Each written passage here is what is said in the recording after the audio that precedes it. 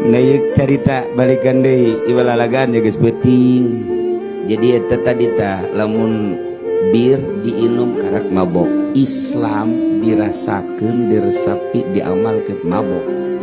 Mabok Islam teh nikmat.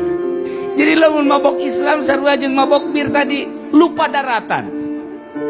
Hige sarua lupa daratan nu mantak jelema ngamalkeun teh ngamalkeun Islam datangkan nikmat. Mun boga harta harkana dikorbankeun nikmat jadi kanikmatan. Lain bae zakat anu jadi kewajiban nu sunana ge nikmat. Salat lantaran mabok Islam ngeunaheun jasa.